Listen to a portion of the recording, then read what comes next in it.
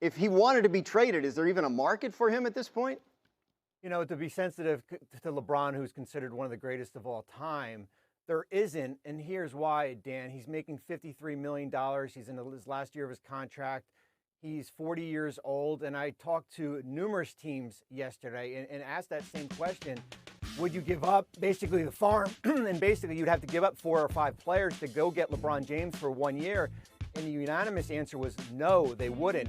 Now, the stakes change a lot if LeBron James ever became a free agent and did some type of buyout in Los Angeles. There you would have 29 teams lined up for him. But from a trade perspective, and here's a hypothetical, his former team, the Cleveland Cavaliers, who are in this second apron and have spent a lot of money, they would basically have to trade about 6 players, Dan, just to go out and get him for 1 year. And as one team told me, that's not smart business. Here's the fundamental truth about the Lakers. Obviously, we spend a lot of time talking about LeBron James because he's one of the greatest players, if not the greatest player to ever play basketball. He's going to go down in history for all of these accomplishments that nobody's probably ever going to match. The amount of time he's played, the productive career he's had to the point where he's now in his 40s and we're still talking about him as an All-NBA player. But the truth is, for the first time in his career, I was at Madison Square Garden on the Saturday night in late January when the Lakers stunned the world and traded for Luka Doncic. Did it right after they beat the Knicks. It was one of their best wins of the season. Saw Rich Paul after the game. LeBron and AD were there after the game. Or AD wasn't there. He was hurt, but LeBron was there. Lakers are feeling great. AD was coming back from an injury soon. Lakers are feeling really good about their team. The moment the Lakers made that trade, the LeBron James era in Los Angeles ended, and the Luka Doncic era began. And everything they've done since then has been geared toward having a team built around Luka Doncic. 3 or 4 days later, they made a trade for Mark Williams to get Luka Doncic, the lob threat center that he has had so much success with in his career. Now, they immediately rescinded that trade because they didn't like the physical on Mark Williams and said we didn't want to actually get him anymore. But the action there was clear. We want to get a piece that fits with Luka Doncic going forward. That is the priority for what the Lakers are trying to do. What they have done since then is, again, to look forward to 2026 when Luka Doncic will either be a free agent on July 1st of 26 or he will have extended his contract on August 2nd, a month from now. So everything we're talking about here with LeBron, to Brian's point, the fact he's on an expiring contract, that's the best thing that the Lakers could have. Behind the scenes, Lakers locker room vibes have been tense.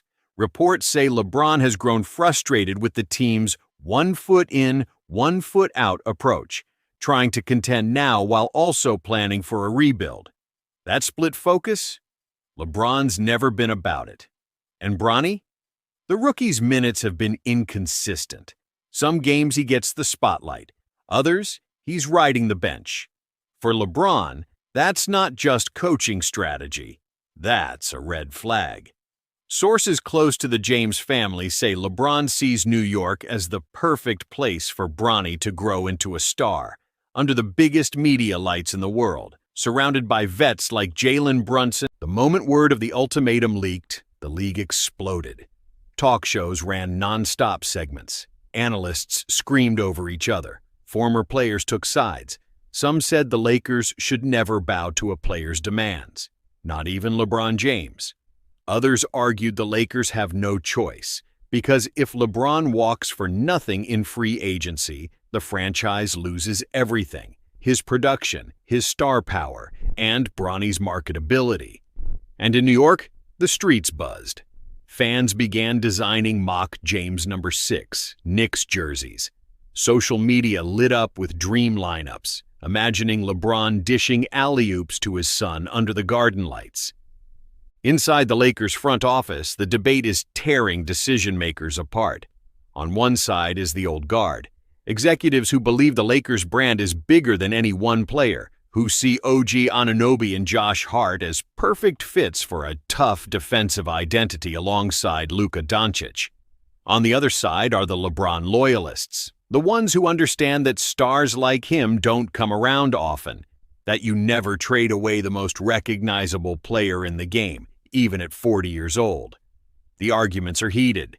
The phone calls are constant. Every hour that passes without a decision feels like another fracture in the team's foundation. LeBron, as always, knows how to play the media game. A cryptic Instagram post of him walking out of the tunnel, the caption reading, "Decisions, decisions." A smiling photo of Bronny in a Knicks-colored tracksuit posted with no explanation. The message is clear. They have options. Yet in every press conference, LeBron remains diplomatic.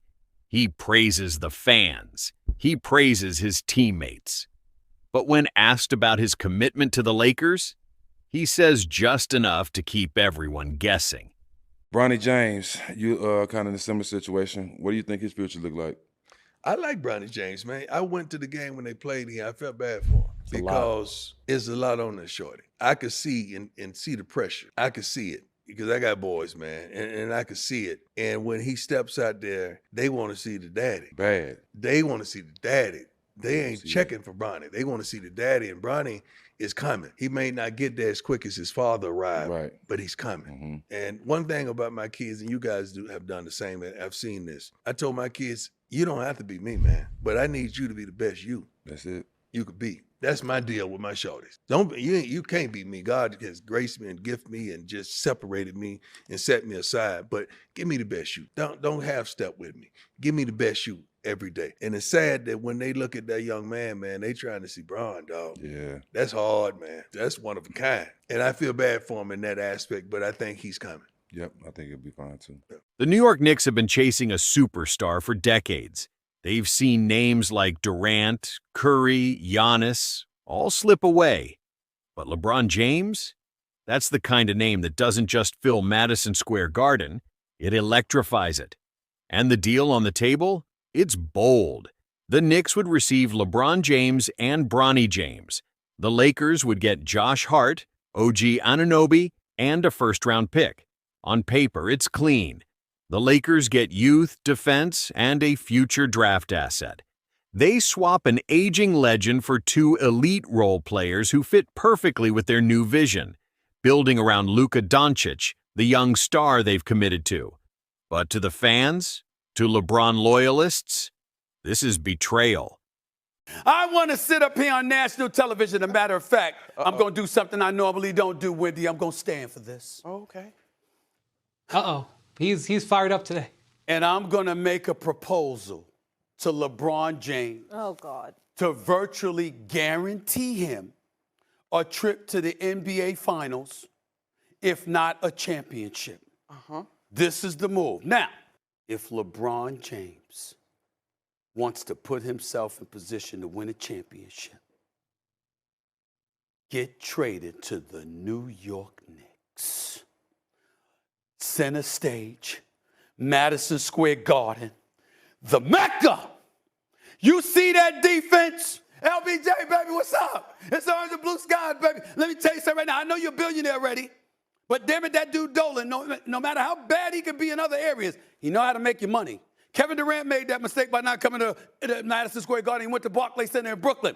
LeBron James, what's up? You talk about championship, baby. The Eastern Conference, Giannis, and Jason Tatum and Jaylen Brown in Boston? In Los Angeles, the King's crown is slipping.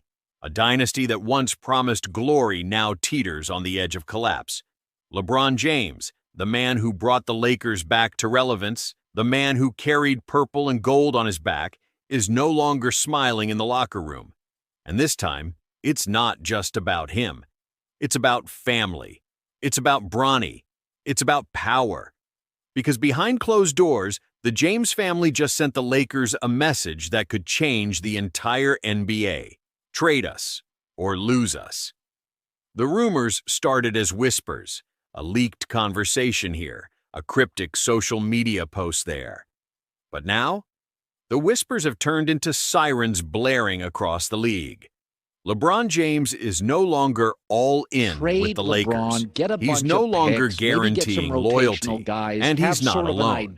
His son, Bronny James, the rookie phenom everyone's watching, is part of the package.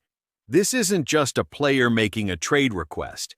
This is the king and the prince walking into the royal court and demanding the kingdom's future. League insiders claim that LeBron's camp privately approached Lakers management with one chilling message: either commit to building the roster our way, or send us somewhere that will. And the preferred destination? The one city with lights bright enough to rival Hollywood, New York. More than just a trade rumor. This is a question of legacy. LeBron James has built his career on controlling his destiny, from the decision in 2010 to returning to Cleveland to building a Hollywood chapter in LA. But this could be his final move. A swan song in the world's most famous arena, playing alongside his son, rewriting the end of his story.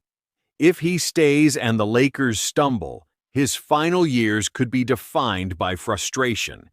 If he leaves and wins in New York, he could cement himself as the most influential player in NBA Jaylen history. Brown.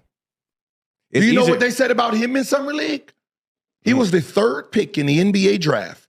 The 3rd pick in the NBA draft. The first 3 games, just like Bronny. Bronny was 6 for 26. Jaylen Brown was 5 for 26 from the field in his first 3 games in Summer League.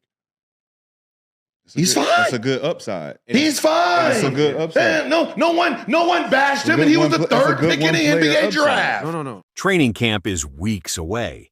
The Knicks are ready to pounce. The Lakers are running out of time. Do they bet on Luka Doncic, OG Anunoby, and Josh Hart to build the next dynasty? Or do they cling to the king and gamble that they can convince him and his son to see out their vision in Los Angeles? One thing is certain. Once this kind of ultimatum is delivered, there's no going back to business as usual. We are watching the NBA's ultimate power play unfold. Father and son, legacy and loyalty. The bright lights of Los Angeles versus the magnetic pull of New York. The Lakers thought they could balance the present and the future. LeBron and Bronny James just reminded them. In this league, the clock never stops ticking, and the king always makes the final move.